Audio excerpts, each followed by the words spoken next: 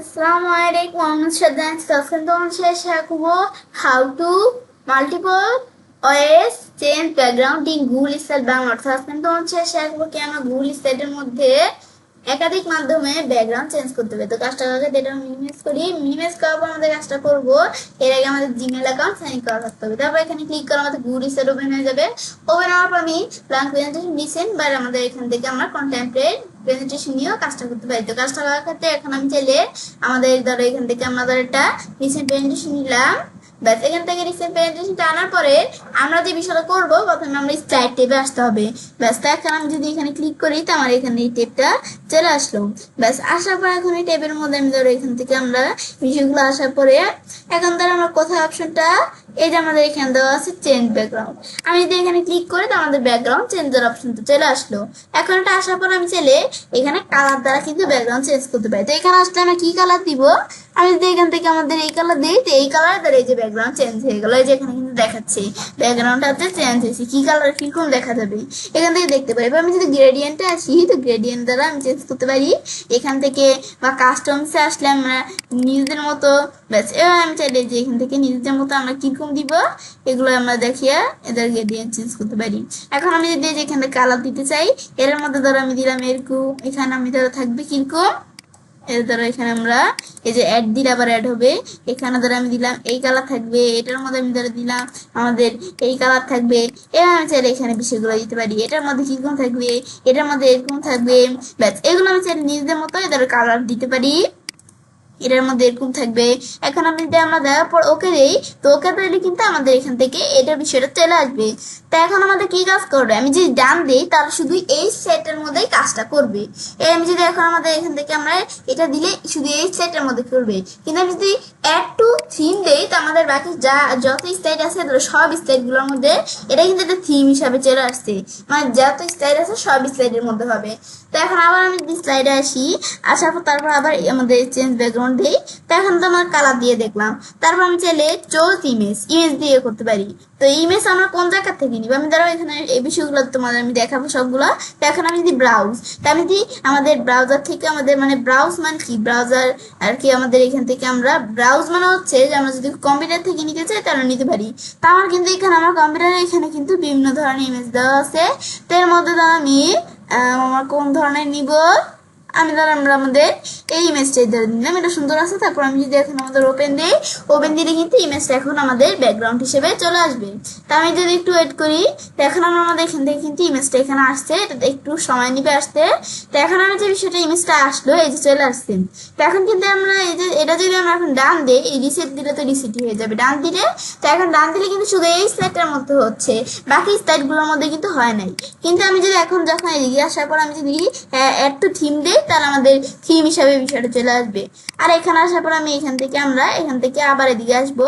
আসার পর আমি চাইলে এখান থেকে আমরা একটা ক্যামেরা দিয়েও আমরা কাজটা করতে পারি। তো এখন আমি যদি এখানে একটা ছবি উঠাই জাস্ট আমাদের বিষয় দেখানোর জন্য, ব্যাস উঠানোর পরে তারপর আমি ধরো ইনসার্টে ক্লিক করি, ক্লিক করলে এটা কিন্তু চলে আসলো। এখন রিসেট দিলে এখন আবার রিসেট হয়ে যাবে। এটা হচ্ছে এই বিষয়টা কাজ করে।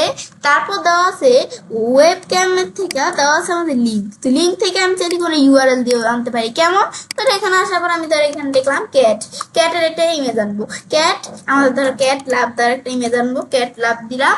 ব্যাস এখানে ক্যাট লাভার দিলাম, তারপর এখানে কিন্তু চলে আসছে। তো এখন আমি এদিকে আসলে কিন্তু এদের চলে আসছে। এর মধ্যে থেকে আমি ধরো এই ইমেজটা নিব। তো আমি মাউসের ডান বাটনে ক্লিক করে যদি আমরা এই যে ধরো এখান থেকে আমাদের কপি ইমেজ এড্রেস, তো এখানে দিলে কিন্তু আমাদের ইমেজের এড্রেসটা হয়ে গেল। এখন আমি যদি কন্ট্রোল ভি দিয়ে পেস্ট করি, বা তোমরা যে কোনো ইমেজ যদি এখান থেকে ইউআরএলটা নিয়ে তোমরা পেস্ট করো তাহলে হবে। আমি যদি শুধু ক্যাট দেই, ক্যাট দেওয়ার পর আমাদের কিন্তু ক্যাটের বিভিন্ন ইমেজ আসে। তো এটার মধ্যে থেকে তোমাদের যেটা ভালো লাগে আমি ধরো এই ক্যাটটা নিলাম, মাউসের ডান বাটনে ক্লিক করে আমাদের এখান থেকে ধরো আমাদের কপি ইমেজ অ্যাড্রেস দিলাম। তখন এদিকে আসার পর পেস্ট দিলে এই ইমেজ অ্যাড্রেস পেস্ট হয়ে যাবে। পরে তোমরা এখান থেকে এভাবে লিঙ্ক দিয়ে করতে পারো।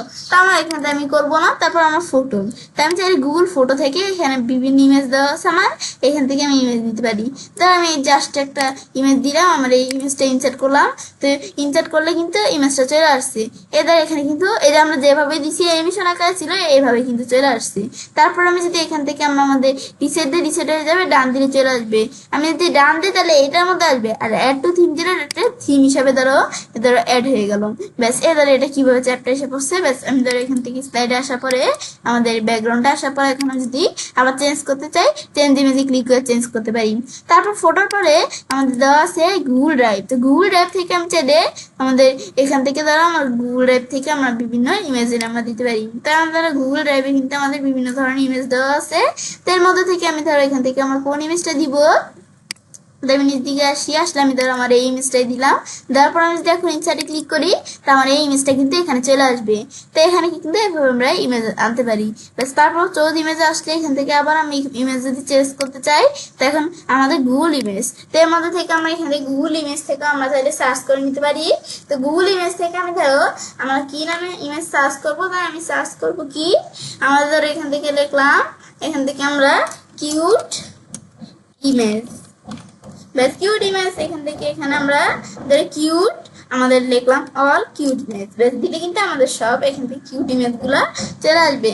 তো এখন আসার পর আমি যদি এখান থেকে আমরা কোন ইমেজটা নিব, তো এখানে আমাদের বিভিন্ন ইমেজ চলে আসছে। এর মধ্যে আমি ধরো উপর দিকে আসার পরে এই ইমেজটা সিলেক্ট করে ইনসার্ট দেই।